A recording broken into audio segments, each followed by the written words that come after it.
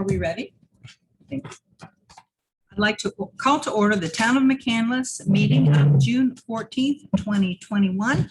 I'd like to welcome everyone to our first hybrid meeting and our first back in-person meeting since March of 2020.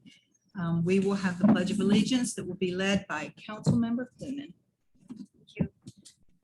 Writers, you could please stand. I pledge allegiance to the flag of the United States of America and to the republic for which stands one nation under God, indivisible, with liberty and justice for all. President Zachary, if I could, please. I would just like to say a word of thanks from the council and from the town. We experienced a horrible storm yesterday and we suffered a lot of damage to many of our properties. But I want to say thank you to our public works crew, the volunteer fire companies, our first responders, including our police, and also for our residents, because I know a lot of neighbors were checking in on neighbors yesterday. And I want to say thank you to the town, because this is why I'm proud to live in the town of Mccandless. I appreciate it. Thank you. Announcements, seminars and conferences. I'd like to remind the council members to please do your emergency management certificates. There are quite a few of them and they're really long. So you may have to pace yourself with that. Also, I'd like to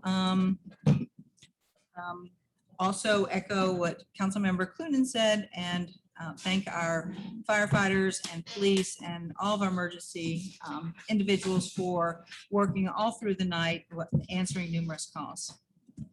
A face you might not recognize over here to our right. This is Andy Badecki. Was it pretty close? Okay, he is our IT person and he is going to help us get through this first meeting. So I would like to ask for your patience and your kindness as we try to figure all this out and run the meeting, as well as the Zoom individuals that are here too. So thank you. All right. Would you like to please do your presentation? Marlene, could you meet me at the podium, please?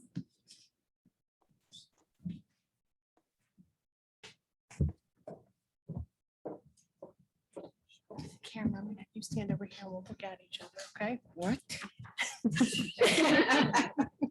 I'm gonna move over here and we'll face each other for the camera angle, okay? All right. We are fortunate that many Mccandless children can walk or bike to school.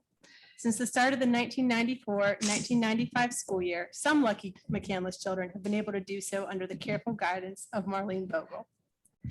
Safety, of course, is the crossing guard's top priority, but the children who crossed with Marlene got much more than just safe passage to school. They were greeted with a smile, a hug when they needed it, and to have a good day, hon.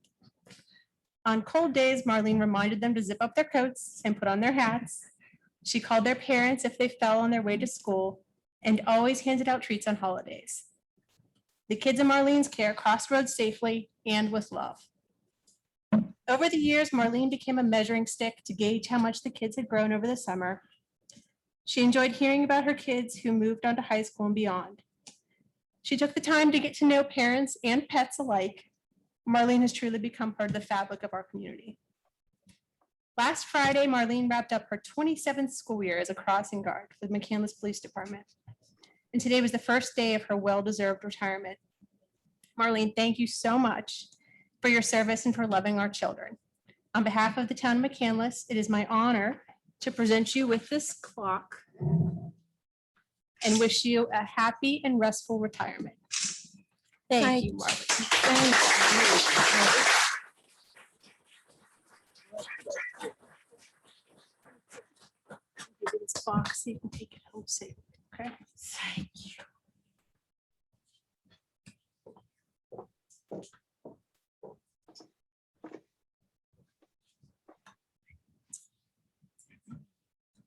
Next, council has received the meeting minutes from May 24th of 2021. There were some changes that were submitted by council member Sponholz. Those have been changed. Are there any other adjustments or additions? Hearing none, is there a motion to accept the minutes? So moved. All right. We have a motion and a second. All those in favor, please indicate by saying aye. Aye. Opposed? Motion carries. All right. This is the part of the meeting where we have public comment. This can be on an agenda item or a non-agenda item. So if you are on Zoom and you would like to make a comment, please put your name and your address in the chat box, and we will, in the order that we receive those, we will allow you to speak. While you are doing that, is there anyone present that has any comments? Public comment. Okay. Do we have any? We have a Linda Artenso, Okay. 9730 Bellcrest Road. She's the waste management contact. She is not, apologize. No, she wants to speak on the waste management. So that's not correct. That is correct. She isn't the representative. Again, thank you for your patience as we figure these things out. So Linda would like to speak about the contract, but she's not the rep for the contract. So can we please send her a mic request and a video request? There she is. Yes, Hi, Linda, are you ready? I am. So I received a copy of the proposed contract with Waste Management that would be effective January 1st, 2020. And my reason for requesting this is my concern about the reduction of the number of items that will be considered acceptable for recycling. In the current contract, we can recycle glass, which is rare among townships these days, but also plastics numbers 1 through 7, and coated cartons like milk cartons, half gallons, that sort of thing. In the upcoming contract, actually on page 87, it details all of the acceptable or representative examples of them. And what it does is it reduces, first of all, it eliminates glass entirely, and it reduces the numbers of the plastic items that can be recycled to 1 and 2 only. And that's going to eliminate popular items, things like yogurt containers. There are a lot of actually very small cups like this that sit on top of like polar water coolers and other things. Just a few items among many that many of us consume and use daily. My concern about that is that we're going to end up with a lot more trash in the landfill, and also plastic pollution in the ocean. So what I'm asking is if the contract can be amended to continue to include the plastics, if nothing else, at least add the number 5s. That's yogurt containers that look like this, among others. And also, I understand that this has to do with single stream recycling, and that it has to do also with the market factors related to the value of the items that can be recycled. And I have a question about that, because in the contract, it says that actually the recyclable items can be amended at any time, either by the contractor or by the township. That information is on page 49. But also I wondered what the town of Mccandless's interest is in the market value of the recyclable items, because it appears in the contract that everything related to that is for the benefit of waste management, and that the township, if I'm correct, and I'd like to confirm that the township does not benefit by getting any money from any of the sales of those recycled materials. So if all of that is true, then I would advocate that the township be a leader in Western Pennsylvania. As I said, there are many townships. I know Peters, for one, has reduced all of its recyclables items as well. And that for the good of our residents, the ability to continue to recycle items and keep material out of the landfills and oceans, that we expand the items that are acceptable to include at least number 5 plastic, if not all of them, and glass, and those coated cartons. And if that is not possible, then I would ask the council first to comment on that, and secondly, to not sign this contract until an alternate form of glass recycling has been established. My understanding is that there are some conversations underway among a number of North Hills townships to collaboratively produce a site or establish a site for glass recycling. You likely know that that's going to reduce the amount that people will do, because that's going to require another step and an extra effort. I would do it, but I would suspect that there are quite a few residents who would find that onerous. And so again, more waste in the landfill. So I look forward to the council's comments, and thank you for listening to my concern. Thank you. Are there any further comments?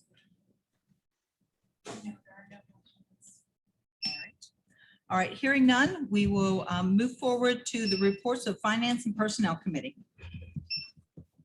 We have 2 items on the agenda tonight. The first one is review checklisting number 5, dated May 1st, 2021 to May 31st, 2021, totaling $1,028,819.03. Is submitted to each member of council and posted on the bulletin board and town website. I have a question for Trish. Good evening, Town Council. Trish, I saw something that I hadn't noticed before. Yes, ma'am. Or I've forgotten about, the radio tower rental. Yes, ma'am. What is that? We maintain a radio tower rental to operate the radios for DPW's trucks in the winter. It's an annual payment. And if in our software that we're looking at, enterprise software, if we were able to, is that something that we could use to possibly take Expand it. that place or take the place of this rental, or is that something we have to keep? No, because these would be actual radios in the trucks, so it would be continued expense. Okay. Unfortunately. All right, that was my question. Any other questions about any of the checks? Nope. Second item is to review the monthly financial summary and dashboard report. That's in our packet. The May financial dashboard is in your packet. We are performing consistent with budget compared to prior years. If you have any questions, I am happy to address them at this time. Trish, can you tell us how frequently our accounts are reconciled? Our accounts are reconciled. The accounts are reconciled depending on which account and which fund. It could be monthly, quarterly, or annually. I have a question, Trish. We're getting two payments from, or we're getting money from the government for Yes. whatever package it was for COVID. How much is it? Roughly one of those payments time? Previously, in September of 2020, we received $225,000 from CARES, which was the first rollout of funding for COVID. We just received a call today from PEMA verifying that we were receiving roughly 90% of $21,000 in the next 2 weeks. Once we close out COVID-19, we will receive the remaining 10%. We have a couple expenditures that we're still weighing whether or not to submit for. There's another payment coming. Yeah, I think from the stimulus money, Oh, there'll be Yes. 2 payments coming. One probably within this month. within the month, yes. And it's, I One had the old number in my head. I'm not used to the new number. We're around $1.8 million. Okay. In funding will be received this year, another 1.8 million this time, the same time next year. Yes. So we'll have 4 years to spend that money. So we'll be talking more about that in the budget That's process fine. this year. Yeah, how are we gonna? Yes, and so we'll meet this month and then we'll meet through October to start planning for that, the spending of that money. The budget committee is going to meet this month to start on some of those things. So please sign up for availability so that we can get that. I think I've heard from everybody and was going to send something out tomorrow. Okay, perfect. When does that 4-year clock start to run? It- Like upon receipt or starting January 1st of next year? I would have to check on that. I'm not positive of that. I'm not, I think it runs through the end of the year 2026. The monies have to be committed Okay, by January or December 31st, 2026, and expended 1 year later, I believe. okay. So we have, Yeah, so A the lot of 4-year clock time. doesn't even start running until January 1st or. Yeah, however you- Approximately. Okay, and then there's a year grace period for payment Yes. versus. obliged. And we'll talk more on how, we've been talking with our auditors, we've been talking with other municipalities, other government agencies on how to best utilize and spend the process of that money. Any other questions for this evening? Thank you so much. Public Safety Committee.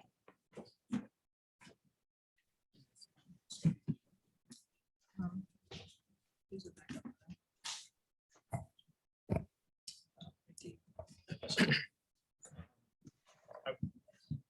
Well, Chief Hawk. I will turn it over to you. Good evening, folks.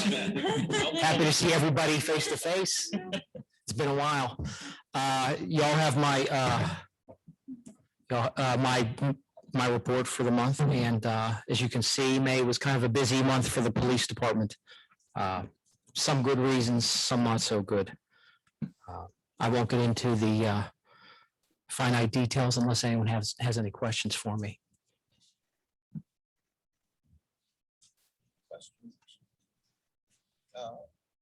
I would like to point out, it's in your report, but the awards given to the 7 officers for 9 separate acts, if I remember right, You got it, yes, sir.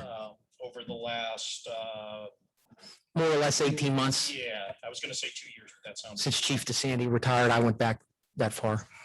So, and I know we have, they got certificates and stuff. Hopefully maybe we can display them or have a record of them or something, but just wanted to point out again, awesome work. Absolutely, and I think we tried to recognize it as they occurred, so it was just nice to have the officers in here and recognize them. I'd agree. Okay, folks, All right, thank you. thank you. Public Works. President, the report is included in your package, and we have Mr. Shaneman here to answer any questions. Howdy.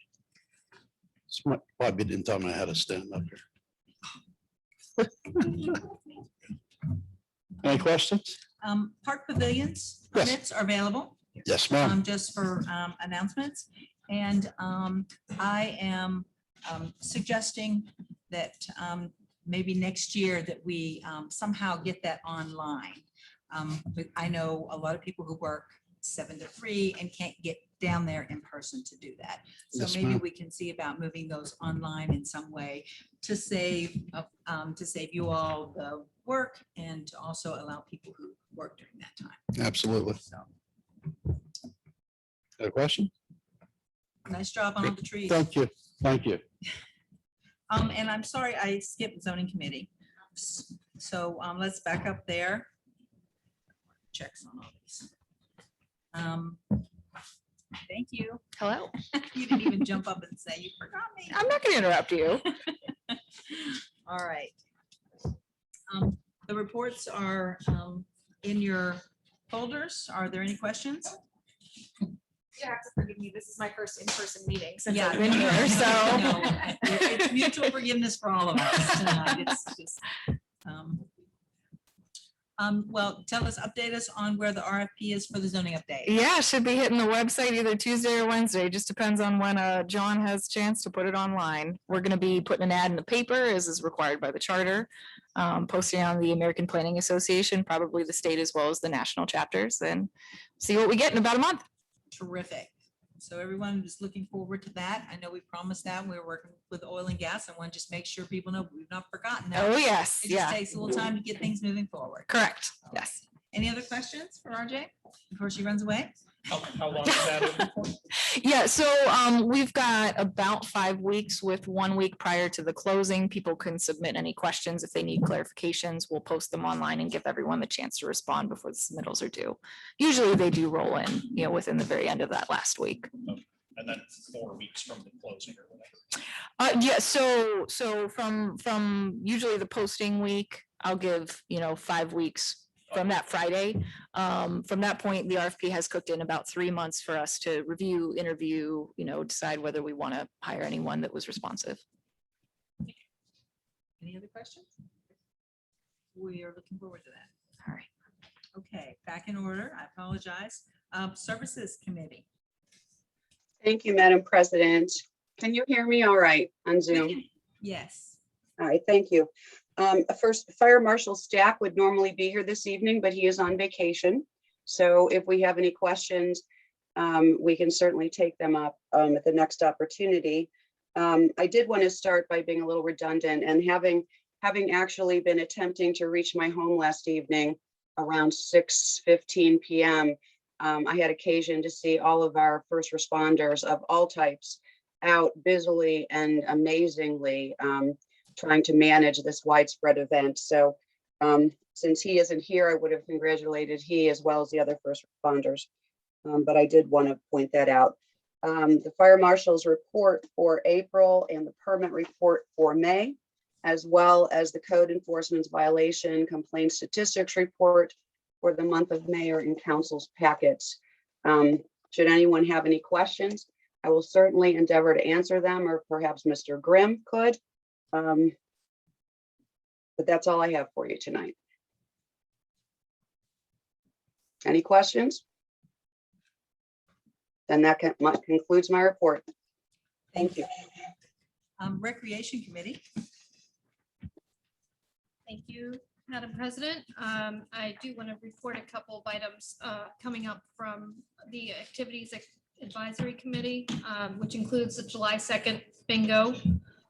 There has been a lot of work being put into our 2021 Community Day, which will be September 11th. And we will be featuring a very special thank you to first responders and veterans on that day, since it is the 20th anniversary of 9/11. And I also want to remind everyone that with these events coming, we are really looking for volunteers. And if there is something that may interest any resident, we would love to have you sign up through our website as a volunteer. And if you have a new idea, bring it. And if not, look at some of the activities we have going on and let us know if you'd like to participate. Thank you. I know that we're dialing back Community Day a little bit. I keep getting asked, are we getting fireworks? So give us the official, give me the official. Okay. Yes, fireworks. Just a brief teaser.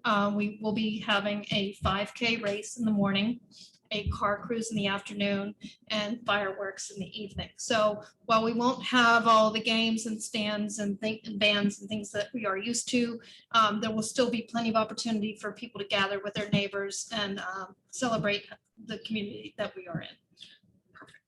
We wanted that on the record because you can't have a celebration. Yes, fireworks. Unless you got fireworks. So we have fireworks, rest assured. Bob, can you give us a little update on the fitness court? Fitness court, UPMC will be holding a clinic in, I think, the second weekend of July. For people who are interested in getting more fit to run 5K or longer races.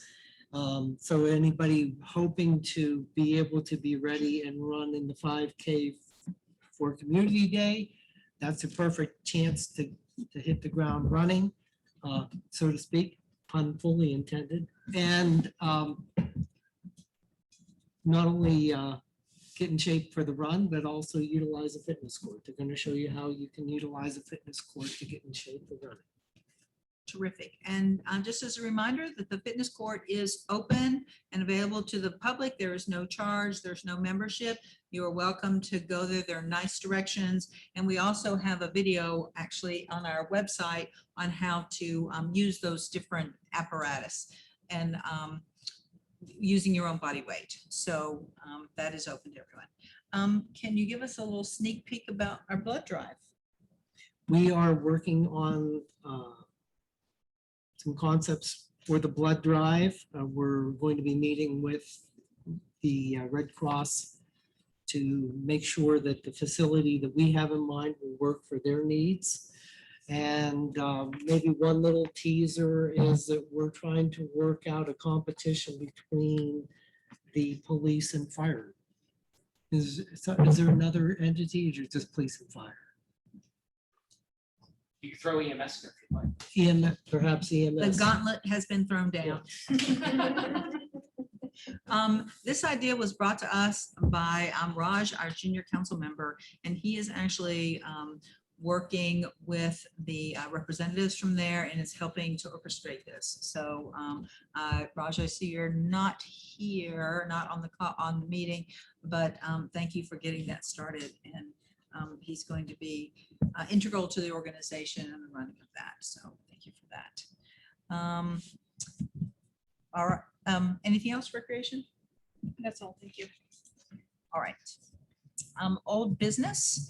I would like to make an announcement of a public hearing on July the 12th of 2021 on the proposed volunteer firefighter real estate tax credit ordinance. So that will be a public hearing that will be posted so that you can certainly look at that. And we look forward to hearing your comments. All right, new business. The first order of business is to discuss and possibly a motion to award the garbage contract to Waste Management. We have Mike Christ, that's right. You here?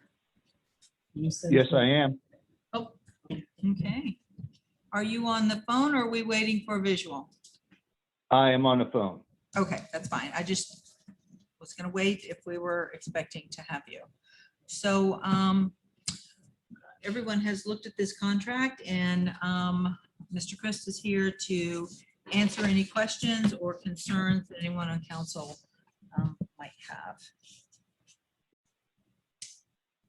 Madam President, I have a question related to the public comment that we got earlier as well. With the plastics only being number 1 and 2 and not 3 through 7, you know, residents are probably used to throwing 1 through 7 into the recycle bin. So what happens with those, you know, now non-recyclable under this contract? What happens with those materials? If I'm not mistaken, I don't have a copy of the old specs, but I think it was always plastics 1 and 2. Okay, they're a majority of the recycled materials that are pretty much in the system that you have a return on, and the rest of them pretty much do not. And if I'm not mistaken, you know, P3 through 7, a majority of them are related to food items where there's contamination on the material, and there really isn't really a market for the materials 3 through 7.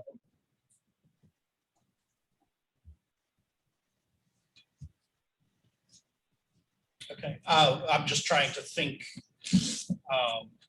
in terms of just what do we do with that? So my concern is just that residents are going to be used to throwing 1 through 7 into the recycle bin. So, you know, what is the consequence, I guess, of residents continuing to do that if they don't recognize that it's now limited to 1 and 2? Well, a majority of the recycle is pretty much your 1 and 2 with your water bottles, beverage bottles, et cetera, with the plastics. 337 is very limited to a very minimized of material that would be recycled anyways.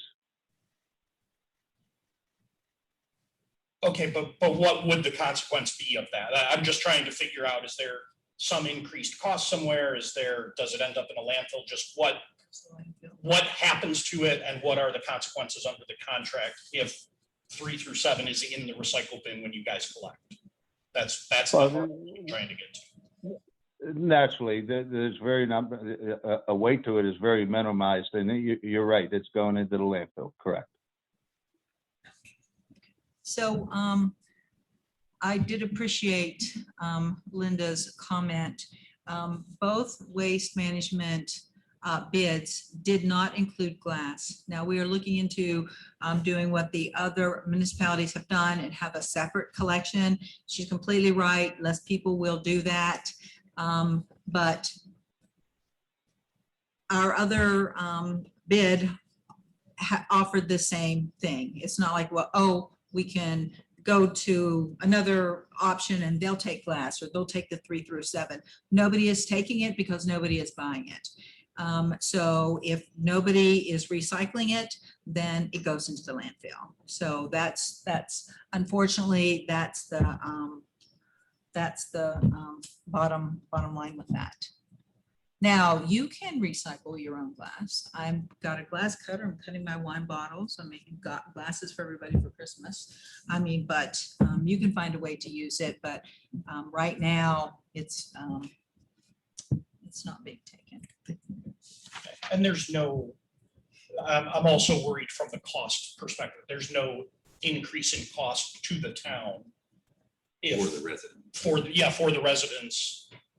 Or as the township, paying waste management, if 3 through 7 is in those bins, like there's not like a penalty. So the one thing, and Mike, correct me if I'm wrong in this, but the benefit to the town of us recycling as much as we can is that we do submit an annual performance grant through the Department of Environmental Protection. And that is based on tonnage of material recycled. So if there are, and I'll just say, your number 1 and 2 plastics are, what quotes, contaminated by numbers 3 through 7, we may not have as much recyclable material in the end to claim with the state grant. So that is to our benefit to try to keep that stream as clean as possible. Right. But there's no penalty. There's no like, penalty. We collected 5 tons of 3 through 7, and so here's our charge for that. Right. Okay. No surcharge for it, I guess. Correct. Okay. Thank you. Question, please. Okay. I have received numerous complaints about citizens that would like to have the time started at 7 a.m. instead of 6. So I am suggesting and recommending that be changed. Other municipalities have a 7 o'clock start time, so that would be 7 a.m. to 6 p.m.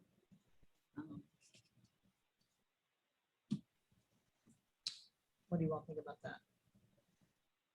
Madam President, I'd like to hear from the contractor, like, do they do it because of school bus traffic and rush hour? I know there's a noise component, but is there also a positive for the community for it as well? Mike? I've had a number of discussions with Bob in the past with this. The 6 a.m. start pretty much gives, and it basically comes down to a safety issue more than anything else. What you do at 6 a.m. is you try to get the heavy traffic areas where our trucks can get in and out before the business people go to work, etc.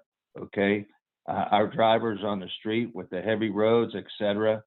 So pretty much at 6 a.m. start, our drivers want to get the heavy traffic areas completed before they go into naturally the residential areas. Okay. If you had a particular neighborhood where we're going in residential neighborhood at 6 a.m., that could be discussed. But the bottom line is pretty much it's a safety issue for our drivers and for the traffic and trucks, et cetera, for the 6 a.m. start to get those heavy areas completed before the traffic really builds up.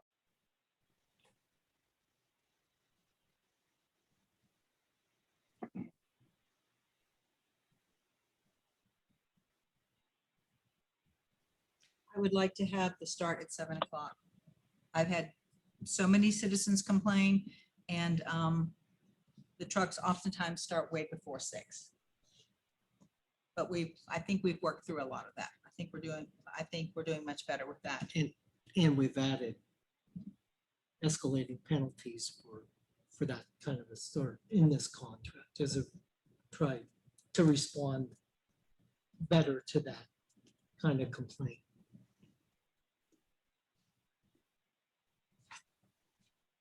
I think for me, just from hearing the previous question and answer, I prefer to keep it at 6, at least on the main roads, on the heavy traffic roads.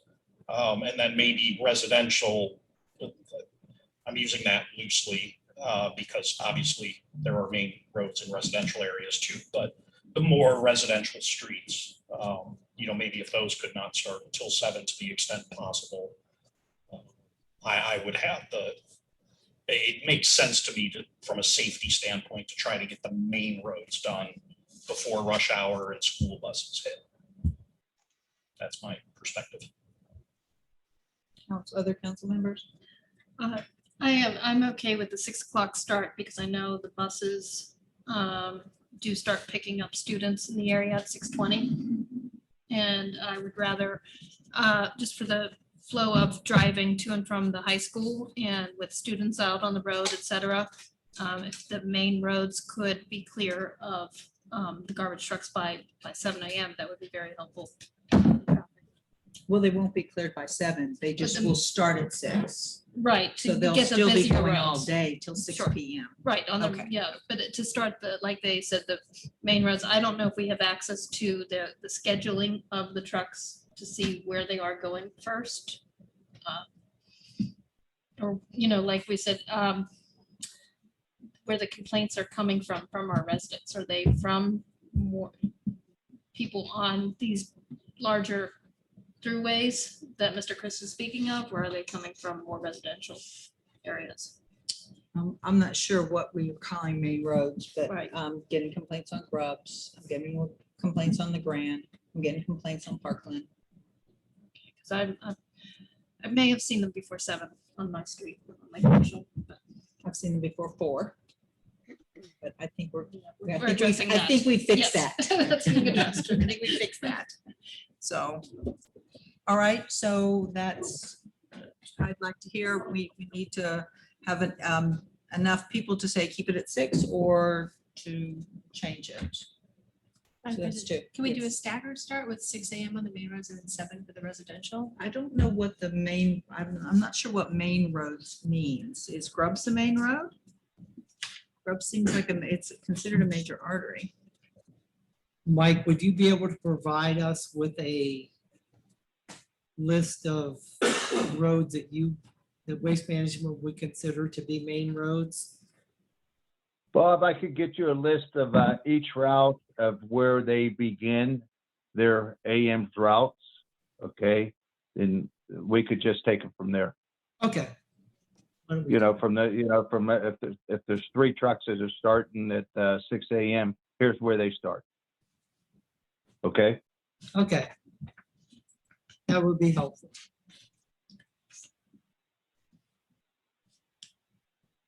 Any other comments? And we'll get that. Mike, could I have a clarification on what's written on the waste management bill that says that if you discontinue service, that if you cancel your service, that you're assessed a cart removal charge of up to $75 plus taxes and charges and fuel and environmental charge and regulatory cost recovery charge. So if a person is moving and they're canceling service, is that what what is that about? I Because would you have can't- to look into that. You can't I know cancel there's not, service. I know there's nothing in your contract. That could have been something general that went out to all residential units, but I know that does not apply to the contract with Mccandless because it is not in your previous or future bid specs. Okay, do you mind seeing if we can get that off the invoices that are coming to the citizens? Yeah, I'm surprised by that also, but yes, I will look into that. I'll talk to Bob about that. Yes, I will. Terrific, thank you. Anything else? Table until 28th. Just I'll give everyone another chance if anyone had any complaints. Just a couple more things for you. I guess only people in Ward 1 complain about trash. I'm sorry. But a couple other complaints that I've had are, well, this one thing happened to me actually when I was doing the household hazardous waste, the at the door pickup, which is a fabulous program. I love it. The lady told me that I had to take it to the curb. And I said, it's named At the Door. And I was afraid the trash people would pick it up and it was the waste. And there seemed to be some confusion with that. So I don't know, maybe a little mix up there. I tried to explain it to her. We compromised on halfway up the driveway. That's very surprising because I've never heard that comment before. It's always at your door, leaving at your garage or your front door. I've never heard that comment from a resident before. If you have an address or maybe it was someone new in our HHW customer service that did not know in detail the program, but I've never heard of that. And it's always at your front door, at your curb. And Right. You're correct. It doesn't have to be at the curb with your trash. So if you had an address or something that I could look into, we might be able to do a little past history, but that is not true. Madam President, I'd just like to add that I had a similar experience to you as well. So I'm guessing it's just like you had mentioned that maybe the training or somebody new, but I can say that did happen to us as well. We just kind of said, no, it's at your door. You're picking it up at our door. And it got resolved that way, but it did happen to us as well. Yeah, as she said, I we will have follow to be up able to, we have to be able to see it from the street. A lot of the driveways in Mccandless are a little bit long and our doors aren't visible from the street. So I appreciate I'll you follow looking up with that and I will get back with Bob on that. That's the end of my list. Sorry. What do you all think about tabling this until we can get a list of those roads, which would be 6 o'clock starts? Is that all right? Okay, I probably need a motion to table. Okay, can I have a motion to table this? This awarding the garbage contract? Move to table awarding the garbage contract until the June 28th, 2021 meeting. Okay, second. Okay, Councilmember Woods. Okay, all those in favor indicate by saying aye. Aye. Opposed? Okay, motion is tabled. Mike, thank you for your time. Thank you. Thank you, Council, and thank you, Bob. All right, RJ, do you want to talk to us about the Harriet plan of lots, please? Sure. Okay, this time I'm not running away until we're done. So, yeah, this is a really easy one. It's a lot line revision. Everything has come back clean for the engineer's review letter. County said that everything looks good as well. This is essentially just a slight revision to a simple subdivision that we had last year.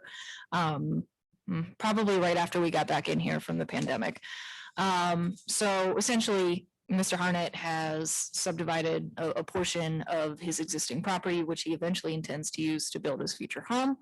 There is another small property that sort of sits almost like an enclave in his property.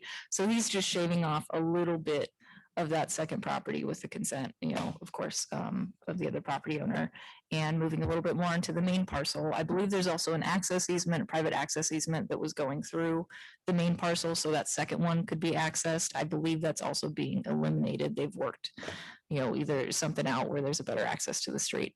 So again, all of that was reviewed by Gateway, the town engineers. They said that it checks out according to the subdivision design regulations. But if anyone has any questions, I'm happy to answer them. Tell us about the outbuilding. Has that been resolved? Yeah, so this was something that was discussed, the first time around. Basically, there is some sort of garage barn structure, something that's been there for a while on the property.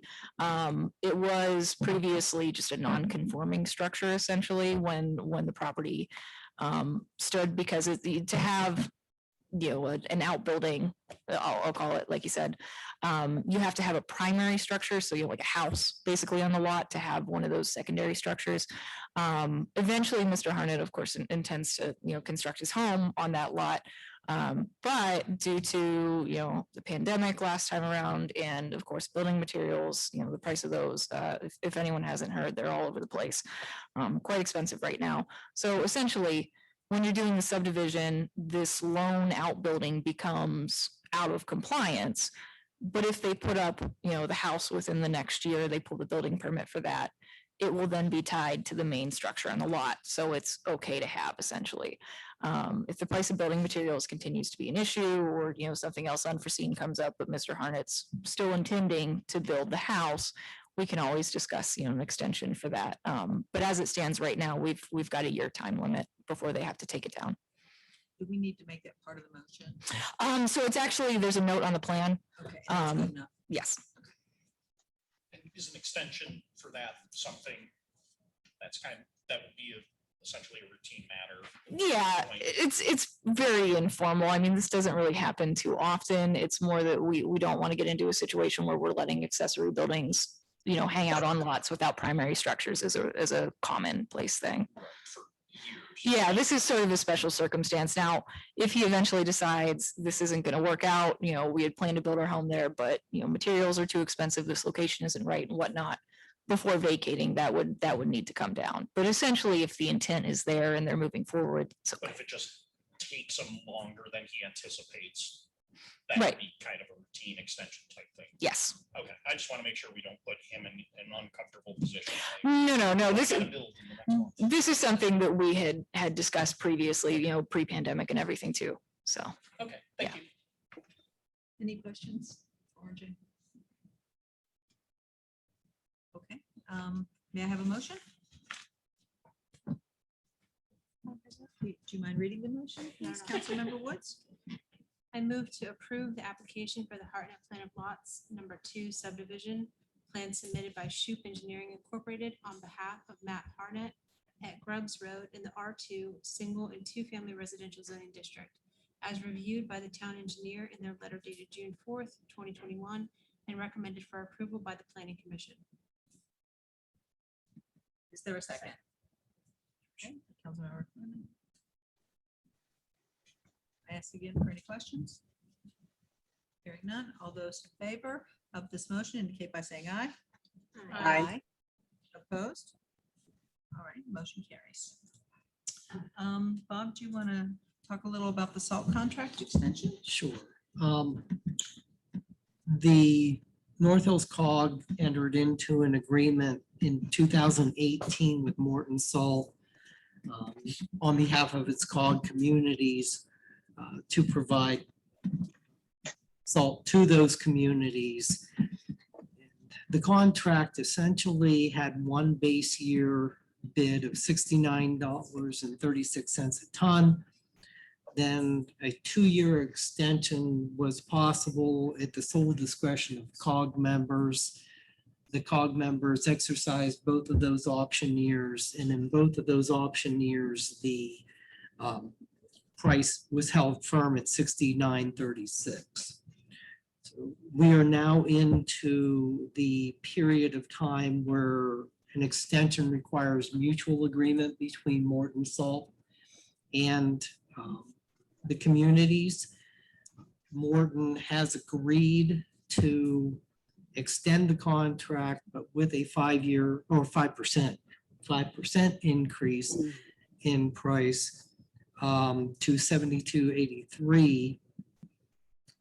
Second year mutual agreement for an additional 3% increase.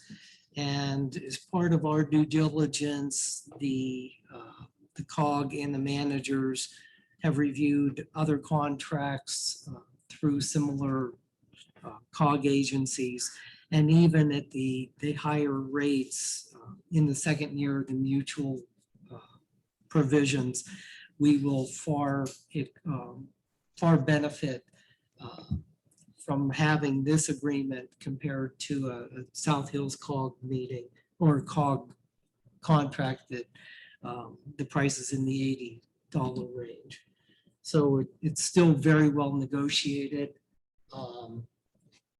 And it would be our recommendation as a body of managers in the COG and staff that we go ahead and adjust or agree to this extension.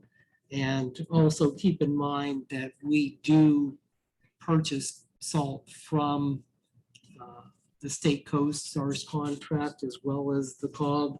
So we try to balance out cost and quality of salt in these cases. Are there any questions from any council members? So while this is a big hike, it's still less than what everybody else was doing.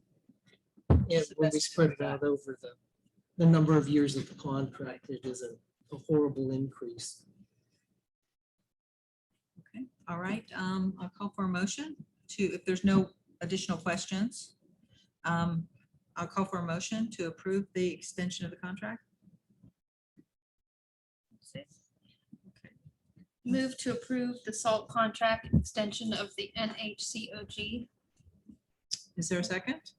Second. And any questions? Hearing none, all those in favor, please indicate of extending the contract indicate by saying aye. Aye. Opposed? Motion carries. D, the discussion of the use of coal tar sealants in Mccandless and recommendations of the EAC. Councilmember Sponholz, you are the EAC liaison. Do you want to start us off? Yes, thank you, Madam President. So the topic for council to consider tonight is coal tar sealants, which contain PAH's polycyclic aromatic hydrocarbons, which is considered a carcinogen. A little bit of background.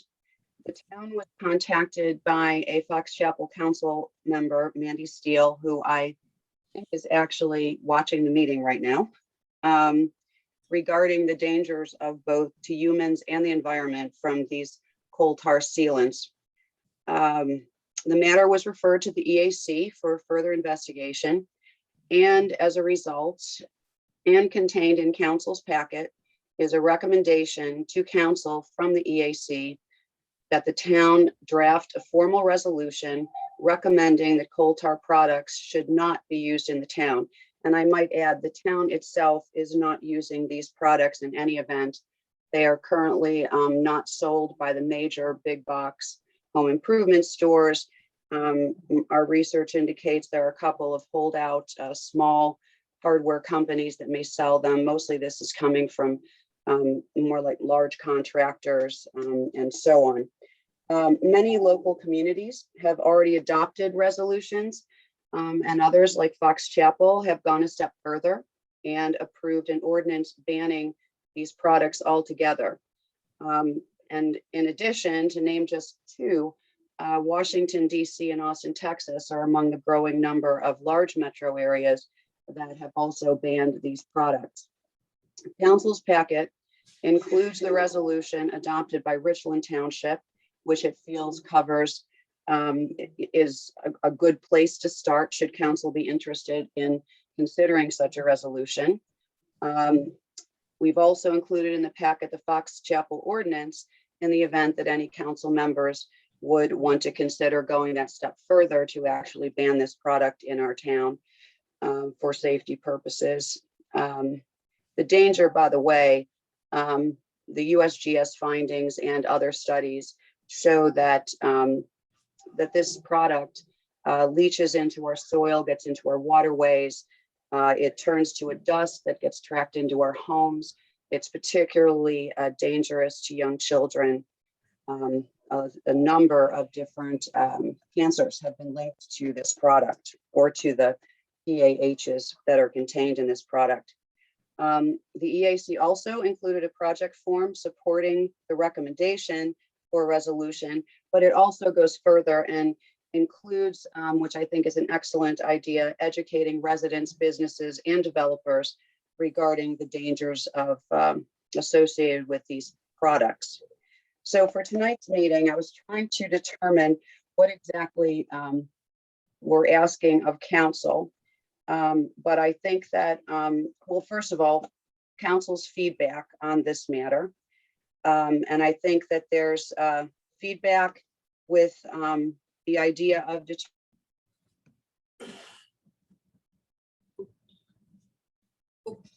You froze.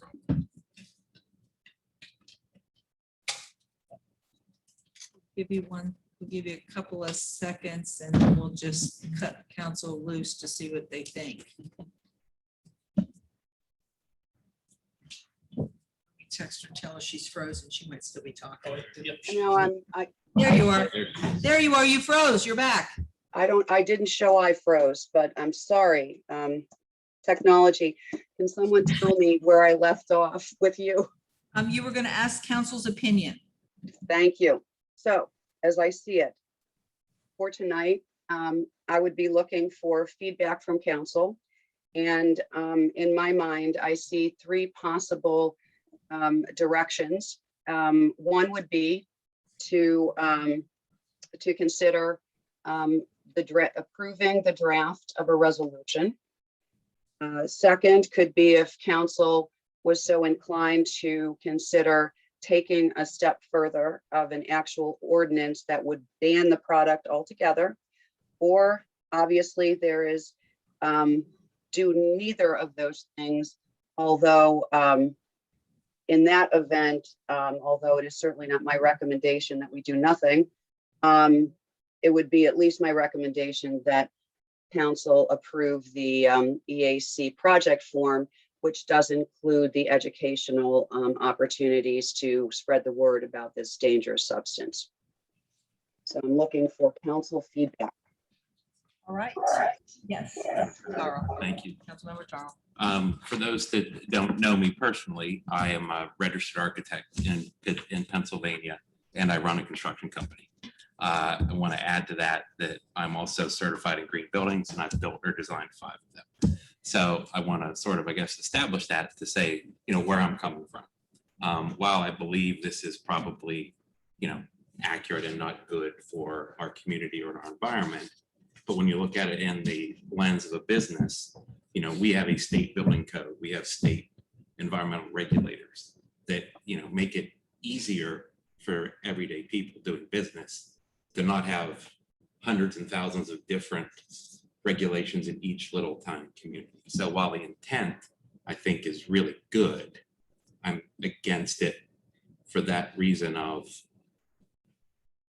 it needs to be managed more at a higher level in our local community with real experts around the table. So it's the same throughout our state, our county, or wherever that would be.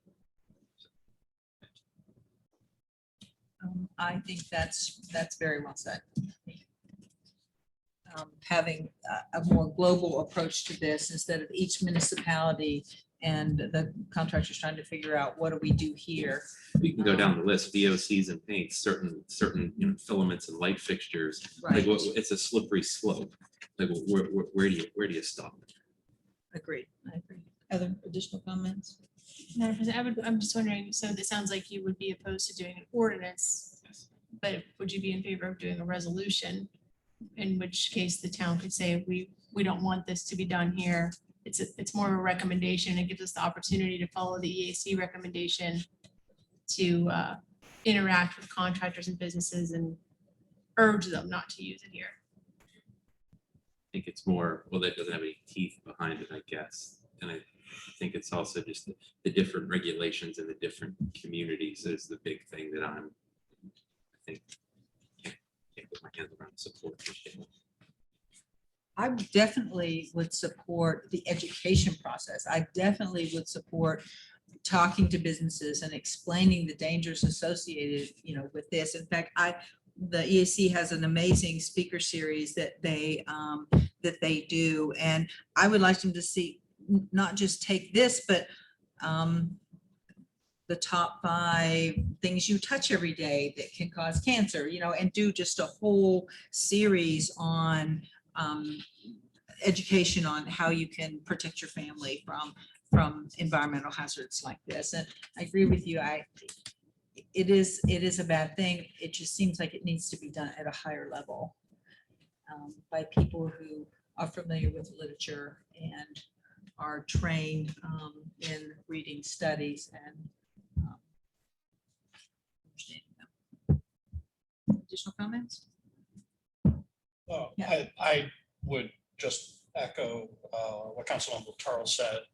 And so an ordinance I wouldn't be in favor of at all. And I have an additional reason for not being in favor of the ordinance, but it doesn't sound like we're going down that path anyway. For the resolution, I just don't feel like I'm educated enough on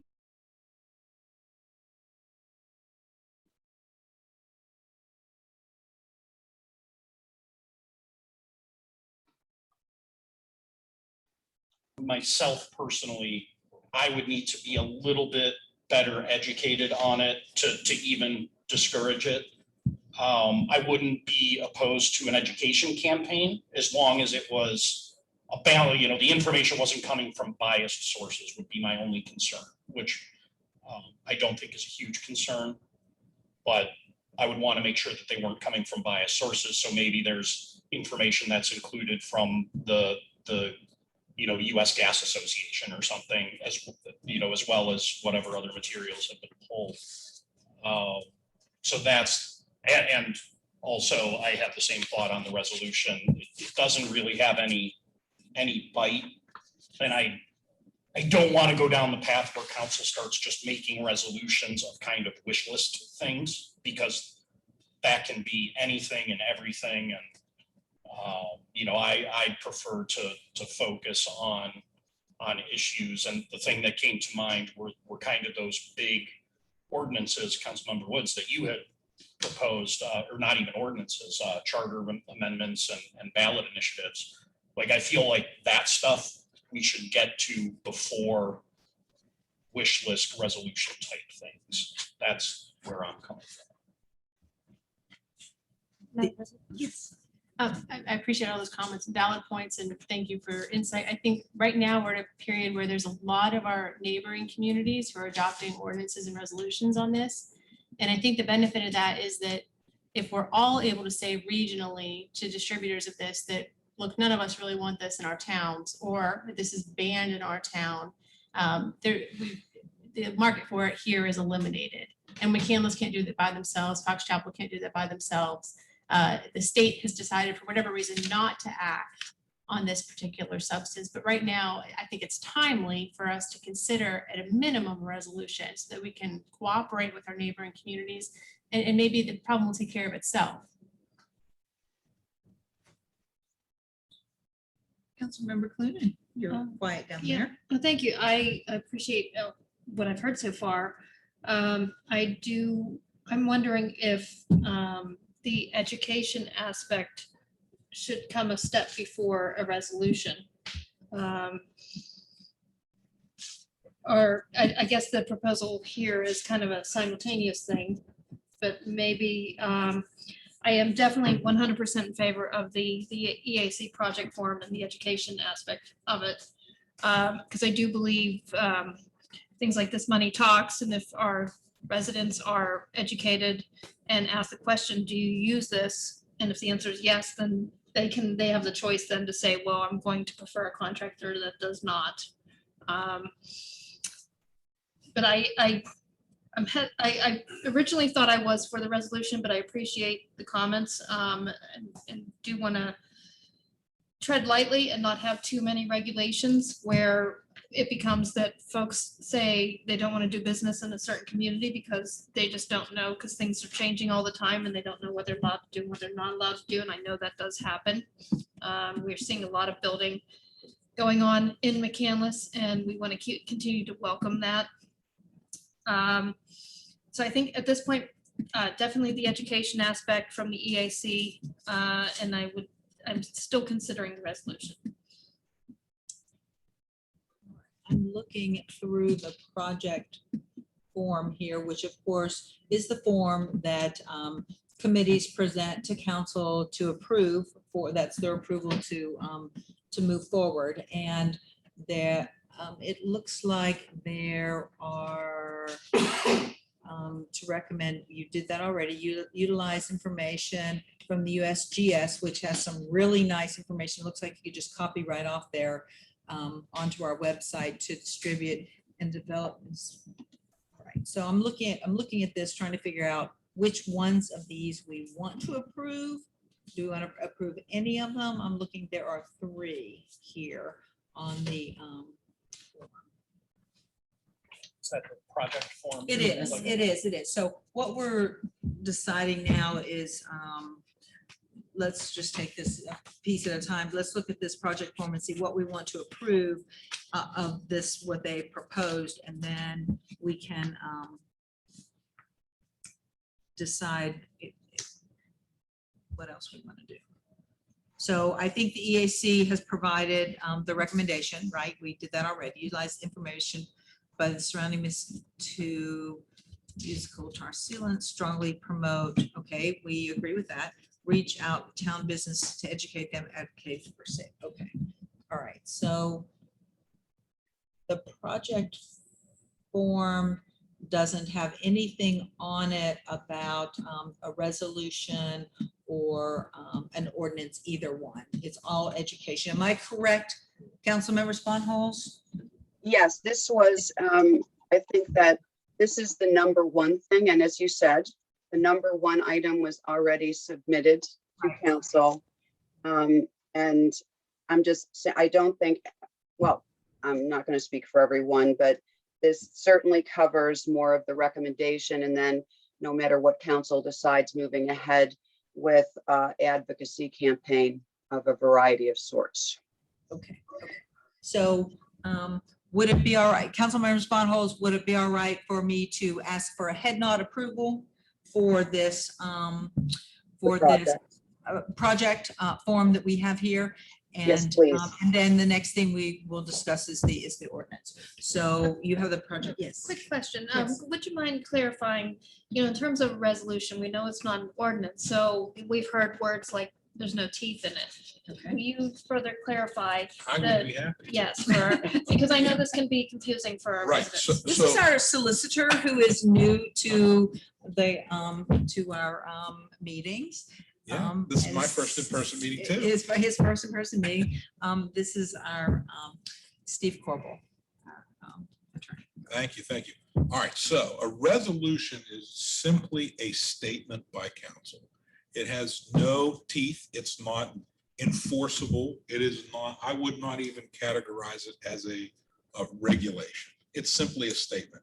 We say, don't use coal tar sealants. End of story. You can't enforce it. If somebody across the street starts to do it tomorrow, you can't stop them. An ordinance is a law. It has teeth. It is a regulation. It is a law. It will require folks to cease using coal tar sealants upon passage. That's the main difference. Did I answer your question? Thank you. Yeah, because I know it can be confusing for folks when they hear these terms. Yes. And I appreciate that, because I don't want someone to hear, they just passed a resolution. My grandpa's been using this on his driveway for 30 years and now he's going to get in trouble. No, he That's would, not the case. your grandpa would know. Thank you. Sure. And that was an excellent point. Thank you for making that. Let's look at this project form. Can I have some head nods of people who think, allow the EAC to go ahead with the project form as submitted? There is not a resolution or an ordinance, either one that are mentioned in this. This is education and of course, the recommendation already made. Are we good with the education? You don't want any education? Okay. The only issue that I have for the education goes back to my comment about a biased viewpoint. I mean, the education that I'm seeing here, and I get where it's coming from. I'm not attacking the motives, but there is no, there's no indication here that we're going to collect all relevant information, you know, and present that to people. We're going to collect information on this side of the issue and present that to people. And that's where I have a problem with it. And again, I go back to something that Councilmember Tarl said, you know, DEP has the experts that deal with all this stuff. I mean, they're the experts. If we're going to do something like this, it can't be you know, this is what we like, and so we're just going to provide you the information that we want to provide you. It has to be more of a neutral education, not what's the word I'm looking for? Bias. Not a bias, not an advocacy for one position. It needs to be neutral, not an advocacy issue. She does mention here it's the government website with the information published on the government website. I don't know if you consider the government to be. Well, I'm more biased, but- focused on the last sentence in each paragraph. Okay. Strongly promote the use of asphalt-based sealant alternatives. Okay. Advocate the use of asphalt-based sealants. Okay. That goes back again to my point Okay. that I don't feel educated enough to say that I'm willing to take that position. Is that a no? If we eliminate those two last sentences, and then I take it the objectives to achieve as a separate discussion, because I would eliminate objective 1 as well. But I would just eliminate the objectives unless it's just educate the public. That would be a no. It's a no as presented. Okay, if you eliminate everything, it's a no. No, 2 and 3 are fine, just without the last sentence. Councilmember Tarl. I guess want to be a little more nuanced. I think I'm against anything like these, what are they, PAHs, am I using the right term? Like, we could make a list of 20 things right now that we want to advocate and educate people on not to use in buildings. I did that actually. Well, okay, but it's like, why do we start with this one?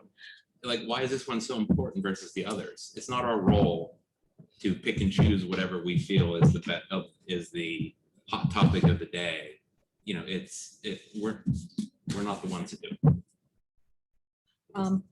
This side of the table. Okay. So we have 2 no's here. I'm in favor of the EAC project proposal Okay. as it is. Okay. Forgive me, I'm in favor of it as well. Okay. Councilmember Sponholz. I'm in favor of it. Can you hear me? Yes, I know. I'm the last person. I'm thinking. I'm also in favor. So we will, the education process can move forward. I would like to encourage or recommend or suggest, that's the better word, that maybe instead of just taking this one object, because Councilmember Tarl's point was, he was inside my head saying the things that I was actually thinking.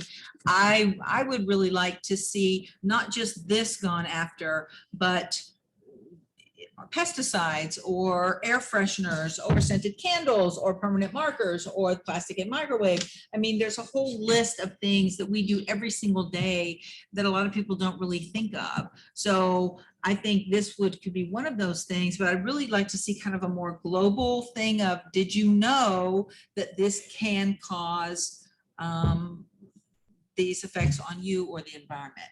So that would be an expansion of what you have here, but that's what I would really like to see. I will talk to the EAC regarding that approach, and there's potentially we will revise this or create a new project form. I think that is I mean, I agree with many of the comments made in terms of, I only wish that higher levels of government would take control and deal with this situation. I think to Council Member Woods's point is the fact is they are not. And yes, research was done to get a non-biased view, and with very few exceptions, this is clearly just not a good product to have in our homes and on our driveways. But I do think, and I do agree that it could be holistically looked at along with a whole bunch of other things from an educational standpoint that the whole community could benefit from. So more to come from the EAC on that. All right, so that motion did pass. So the next thing that we have to, or not motion, but we did get a nod for that. So do we want to discuss a resolution or a ordinance here? I'm thinking absolutely no from both of you. Okay. You are correct. Okay, vote for me. So someone could make the motion for that and then a second, and then we could vote. Or if no one wants to make the motion, then it just dies now. I'll make a motion. Okay, what is your motion? My motion is to proceed to ask council to draft a resolution to recommend that coal tar products not be used in the town of Mccandless. All right, we have a motion from Councilmember Sponholz. A second. Okay, and a second by Councilmember Woods. Comments or questions? And that was for a resolution. Okay, all right. All those in favor indicate by saying aye. Aye. Aye. Roll call vote. Ward 2, Aye. Ward 3, Nay. Ward 4, Nay. Ward 5, Aye. Ward 6, absent, Ward 7, Aye. Ward 1. Nay. Tie vote, the motion fails. Do we need to discuss? I don't think we probably need to go to an ordinance if the resolution failed. All right. All right. Moving on to E. I'm going to pause here for just a second. And I'm going to read to you. A lot of people didn't understand the emergency, the state of emergency, which Mccandless declared on March 20th, 2020. It's just short, but I want to read it to you because I think it's important.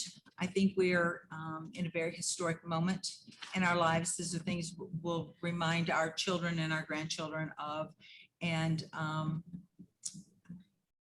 I think it's important. So I usually don't dally on these things, and I certainly don't read resolutions, but I think this is important. So please, I appreciate your humoring me. Whereas on or about March 20th, 2020, a pandemic has caused or threatens to cause injury, damage, and suffering to the persons and property of the town of Mccandless. And whereas the pandemic has endangered the health, safety, and welfare of a substantial number of persons residing in the town of Mccandless and threatens to create problems greater in scope than the town of Mccandless may be able to resolve. And therefore, emergency management measures are required to reduce the severity of this disaster and to protect the health, safety, and welfare of affected residents in the town of Mccandless. Now, therefore, we, the undersigned town council of the town of Mccandless, pursuant to the provisions section 7501 of the Pennsylvania Emergency Management Service Code 35 PA-CS section 7501, as amended, do hereby declare the existence of a disaster emergency in the town of Mccandless.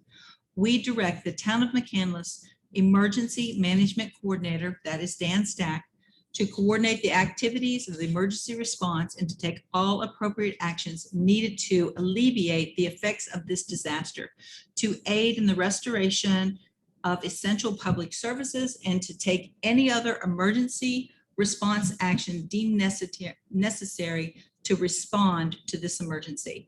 Still, further, we authorize officials of the town of Mccandless to act as necessary to meet the current cases of this emergency, namely by the employment of temporary workers, by the rental of equipment, by the purchase of supplies and materials, and by entering into such contracts and agreements for the performance of public works as may be required to meet the emergency, all without regard to those time-consuming procedures and formalities normally prescribed by law, mandatorily constitutional requirements accepted. It was a very sad day when we had to sign that in March. And I am very happy to say that today we are rescinding, is that the right word? Rescinding? Rescinding that declaration of disaster, hopefully with a vote of council. Let me find it.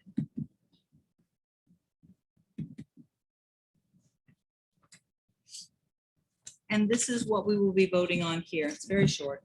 A resolution terminating a state of emergency for the town of Mccandless. Whereas on and about March 17th, 2020, a pandemic has caused or threatened to cause injury, damage, and suffering to the people and property of the town of Mccandless. Whereas a state of emergency was declared.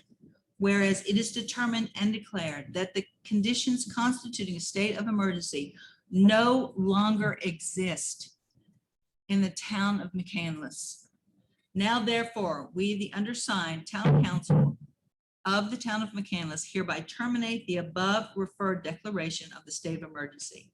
The declaration will become effective if we decide today, Monday, June 14th, 2021. This has been a very difficult year. Being in healthcare, I can tell you it's been very difficult for us.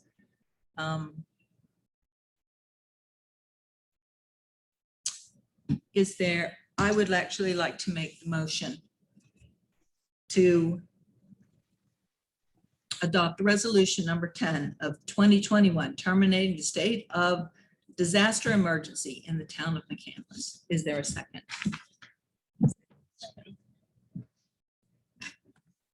All those in favor, please indicate by saying aye. Aye. Opposed? It's a good day. Thank you very much. Moving on. Madam President? Yes. Can I make a request? Yes. In our packets, we have a letter from Fire Marshal Stack.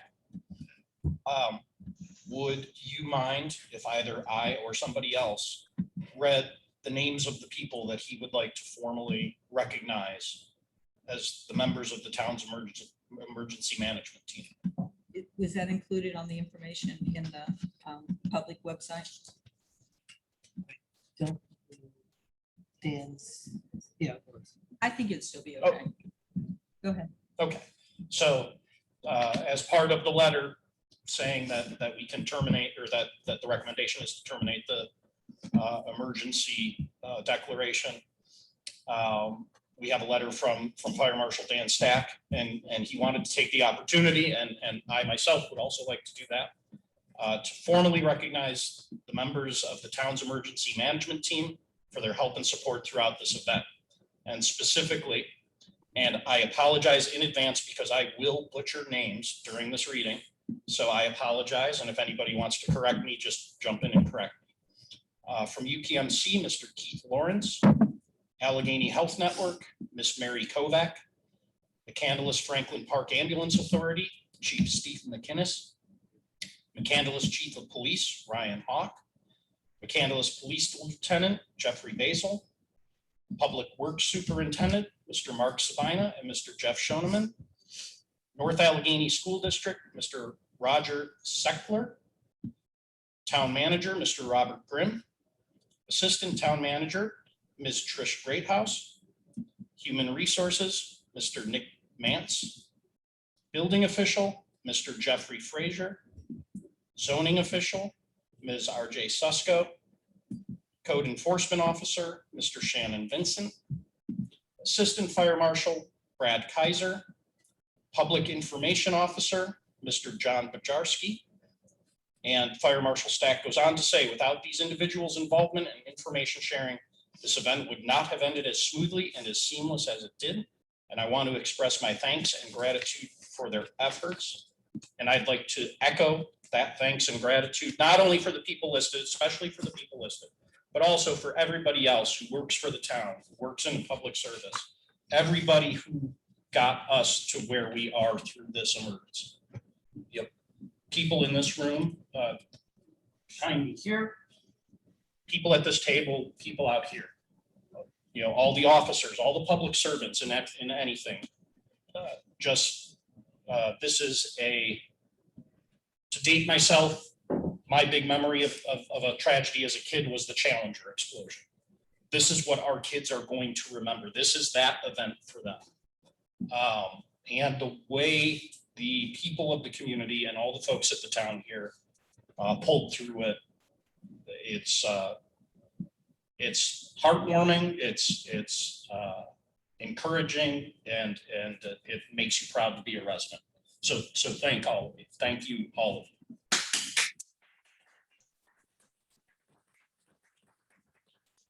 Thank you. Thank you. That was a great suggestion.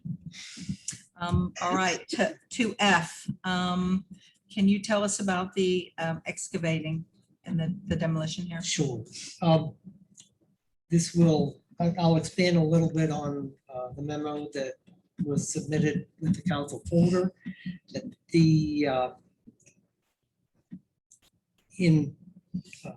On May 3rd, there was a fatal fire that occurred in the town of Mccandless on Knoll Street. And as a result of that fire, the structure had been deemed as structurally unsound by the building official. We spoke at length the morning of May 3rd after his inspection of the property. Fire Marshal Stack confirmed that opinion, and building official Frazier and Fire Marshal Stack recommended an emergency demolition occur on that piece of property. After speaking with them, I concurred with that assessment, and we proceeded to try to find a vendor who would be able to undertake that project quickly so that it could be taken down. The project or the property was rodent infested, was subject to a hoarding situation. And in addition to the structural instability of the property, we wanted to move as quickly as we could. We approached Toth Excavating because we had approached them previously to secure prices on this, on a demolition of the property. And they were able to do the work. We had also approached the other vendors that we had reached out to a year ago. Toth was available, so we moved forward with that demolition. The invoice came in. It's in front of you now because it had exceeded my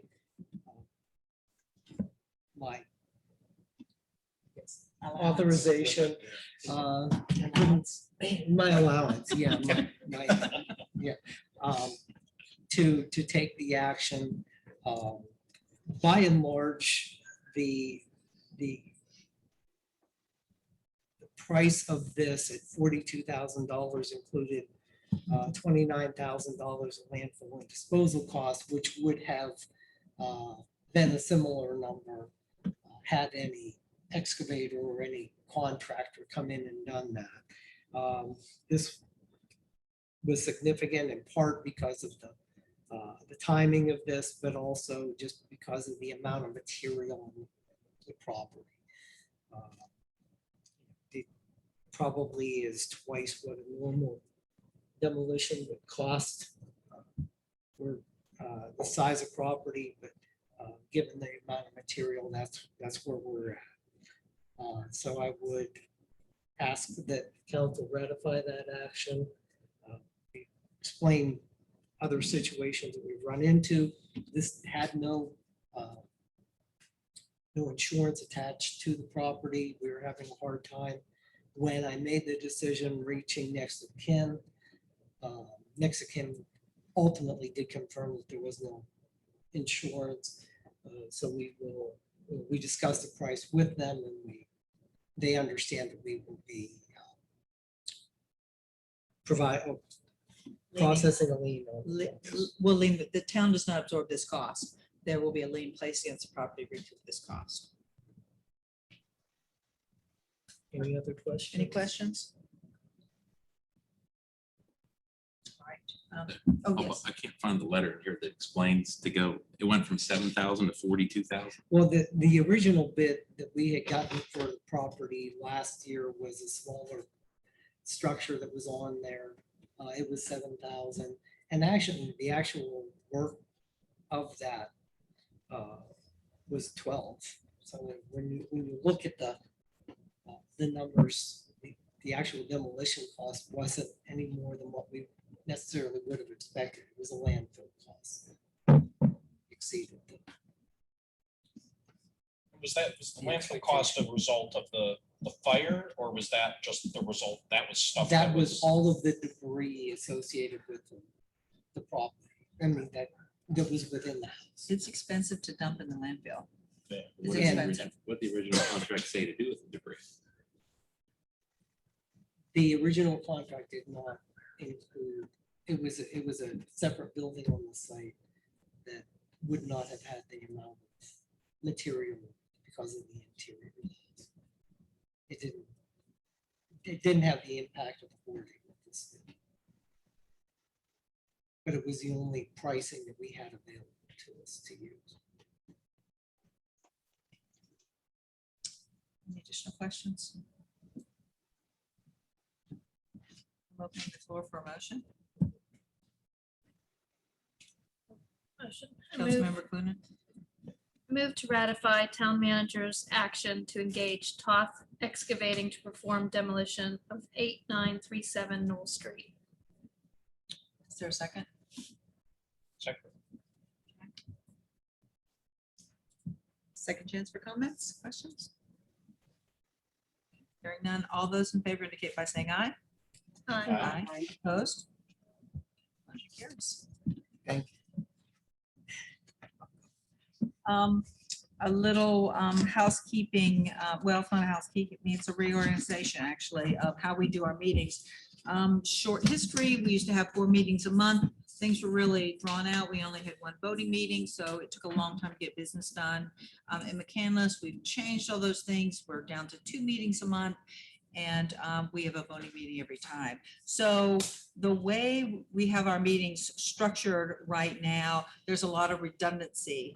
And so I have proposed, and I've sent this out to council, and this should all be on the website, a way to reorganize our meetings so that it helps, for example, our police chief, so that he doesn't have to be here tonight when we talk about public safety. And then when, if there's a personnel meeting on our, from our liaison reports. So putting all those, grouping all those things together so that they're all at one point, at one time. So we would have 3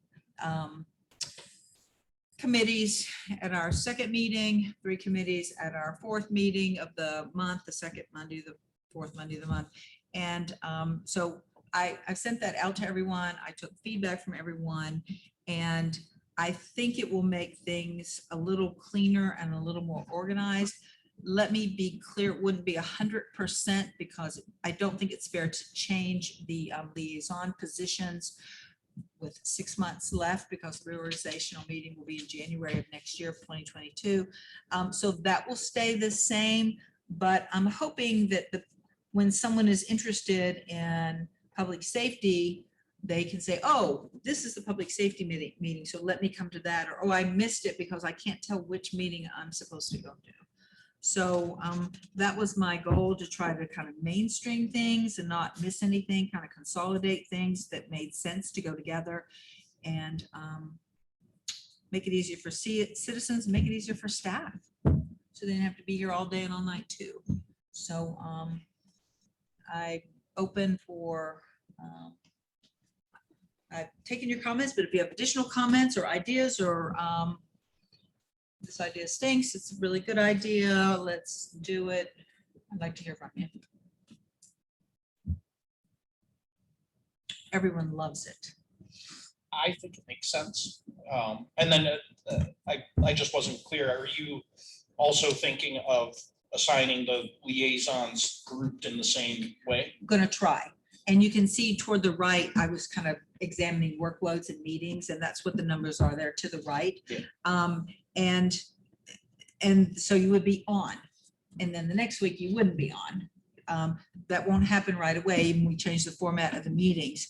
And it won't, hopefully it'll be 100%, but it might not be 100% because I try to even out the workload of council, and whoever's president next year, whether it's me or anyone else, I'm sure we'll try to do the same. So one person's not going to 10 meetings a month. There's a lot of work to council that behind the scenes that people do not see, as our new members are seeing. It's not just 2 meetings a month that a lot of people think we do. So I'm trying to balance the workload. People work, they have families, and be fair.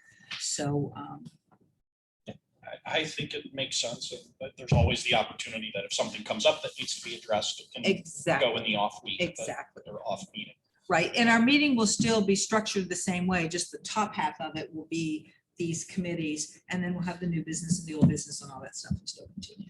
Full disclosure, I'm the one who's always surprised when he has to report on his committees, so.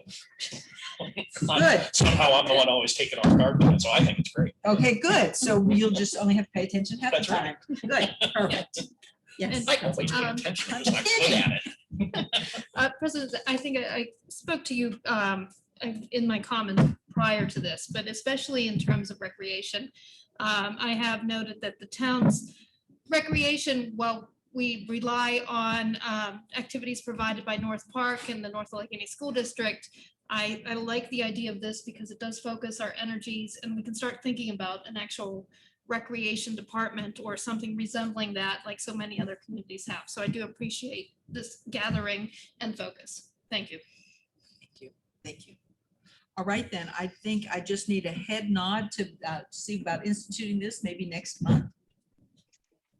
Okay, great. Perfect. Thank you so much. All right, last but not least, will Trish take this, or will you take this? Tricia Bob? will take this, I'll fill in the Okay. gaps. Okay, discussion and possible action on the banking RFP. Before Trish starts, let me just say that one of the things that Bob and I felt were really important when Bob became manager here was to really look at all the services that the town has been involved with for years and years and years and years and years, and examine them, and to make sure they were still meeting our needs, and to make sure that we had the best deal, because sometimes people get complacent, they get kind of confident. And so we have made out a list, and we said, hey, we're going to systematically go down through these and put out RFPs and just make sure that we have a good fit for what we're doing, and have the best bang for our buck too. So we did engineering, and we did legal services, and now we are to Auditors. auditors. We're doing insurance. Right. So We've we're done this. yeah, and so we're getting there. So if you're like, well, why are they changing? We're changing because things change, and we want to change with them, and we want to make sure that we have the best deal for our town. Go. So in April, we issued the request for proposal for banking services, and we put that out, and we had respondents back in May. We had 5 respondents in the positive, 1 in the negative. And we reviewed, myself and other members of staff reviewed the respondents. for a variety of items like scope of services offered, experience in banking for similar local governments, professional expertise and qualifications of the individuals who would be providing customer service, rates, of course. And we investigated those. I spoke with a number of the responding banks, actually all of them, on items that I had questions on or that staff had questions on. And we are making the recommendation tonight to go with First National Bank. We believe that their team has qualified individuals. They serve other local municipalities here in the Pittsburgh area. They have a variety of branches in Mccandless. They offered us the best rate with the most flexibility in our capital and what we can do with it. So I've spoken with their representative. They're very responsive. I can answer any questions that you might have this evening. Trish, I loved the very clear scorecard that you put together with the points. So you could see where one person did a little bit better and one person did a little bit worse. And I love that this was so concrete instead of, I think we're just gonna go with that. I like that. So I really, really appreciated this concrete where we can see this. And I'd like to say, I don't think I'm divulging anything if I say that out of a possible 100, that your recommendation got 99. That's pretty good. I want to thank Nick Mance. He helped me with the proposal as well as the interns. So they helped me with the scoping of the ratings as well. So thank you very much. Are there any questions? Yes, sir. Is there cost for to transition? There will be very limited cost in the transition. Most of it will be rolled into an ongoing arrangement for the next 3 years of the compensating balance. So we measured all of that. So a lot of the banks offered the same scope. A lot of them offered, an absolution of some of the fees involved, and they all roll them in differently. Any other questions or comments? I know this was a big job. Thank you. It was a big job. All right, I will call for the motion. And it would be, what would be the best way to say that? Move to appoint First National Bank to be the depository for the town of Mccandless. Okay. The operating. So moved. That's perfectly fine. There we go. All right. We will continue to shop for rates for investments for large pools for some of the funds, but they will be our main operating institution for checks, et cetera. Is there a second? Second. Okay. Councilmember Clunan. All right, one more chance for questions, comments? I just want to comment, I do appreciate the process as well, because I think the complacency does happen in institutions, and while with First National Bank being named as this institution, they know that we are watching, and this is something that we expect, where you have high expectations of them to continue in the future. Exactly. We will begin the process in July. It will not be a short process. We will have to go through a process to get all the checks cleared from the current bank. So it'll probably be, the last time I did this, it took about a year to finally cut ties. Okay. Thank you All very those much. in favor, please indicate by saying aye. Aye. Opposed? All right, motion carries. Is there any other new business? All right, hearing none, is there a motion to adjourn? So moved. Councilmember Woods, is there a second? Second. Councilmember Turl. All right, all those in favor indicate by saying aye. Aye. Aye. Okay, opposed?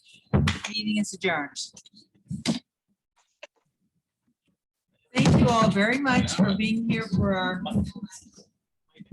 new beginning. I think very much. So I had to put. It dropped 15, 14